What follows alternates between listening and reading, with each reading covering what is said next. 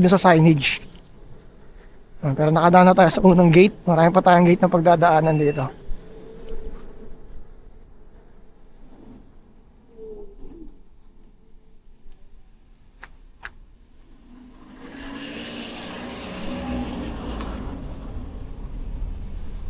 Dito grabe no. Grabe din sa Pinas. Nung pumunta kami sa ibang bansa guys, napadaan kami sa mga gantong kalsada nila, yung mga maliit, yung parang subdivision or what. Wala kang makikitang sasakyan doon, bro. Bira. Siguro yung mga dadaan lang talaga doon yung mga may kailangan doon sa lugar.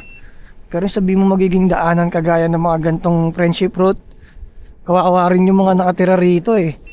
Kasi naging daanan na, isipin mo nakabili, kaya ako bumibili ng bahay, kaya hindi ko pangarap bumili ng bahay. Kasi sa Pinas pa bago-bago sistema eh. Kasi isipin mo makabili ka dito ng bahay, di ba? Nung unang tahimik, akala mo makapaglaro sa labas yung mga anak mo, di ba? Akala mo maiiyaano mo. Biglang naging daanan, di ba? So, wala na, hindi na nakalabas. Binili mo na yung bahay. Hindi ko wala nang alisan yon.